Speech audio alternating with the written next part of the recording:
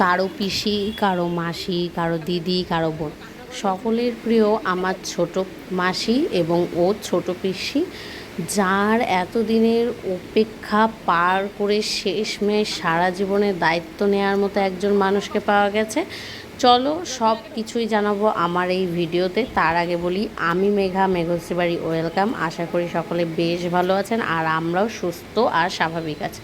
আজকে এসেছিলাম একটু পার্লারের, বিশেষ করে আমার না, আমি পার্লারে কিছুই করিনি, না ভ্রু ফিলাপ করেছি, না চুল কেটেছি, আর না মুখ ফেশিয়াল, কোনো কিছু আমি করিনি।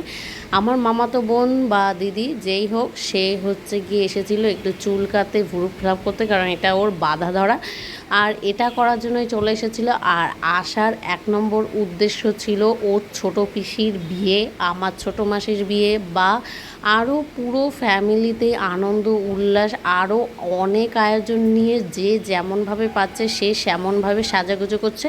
ঠিক তেমনই আমার যাবতীয় যা যা জিনিস, যা যা কিছু সব দেখিয়েছি, এমনকি দেখাবো। সেরকমই আমি গেছিলাম মামাবাড়ি অনেক দিন পর, সেখান থেকে ও আমাকে ডেকে নিয়ে আসলো, চল যাবি, ভিডিও করবি। আমিও ভাবলাম ঠিকই বলেছে, তাই চলে এসেছি দুজন মিলে কাছাকাছি একটা পার্লারে। আর এটা আমাদের এখানে বেশ নাম করা, এখানে অনেকগুলো মেয়েও দেখছি কাজ করছে, অনেকে তো মুখও ঘষাঘষি করেই যাচ্ছে। বাবা, এত পয়সা দিয়ে ঘষাঘষি করার কি আছে, সেই তো একই হবে, আমি বুঝি না এটা। তো যাই হোক, আমার বক্তব্য বাদ দিই। তারপরে ওখানে অনেকক্ষণ ধরে ও চুল কাটলো। চুলটা ওর নর্মালি একটা ভি কাটিং না, গোল রাউন্ড মেরেছে।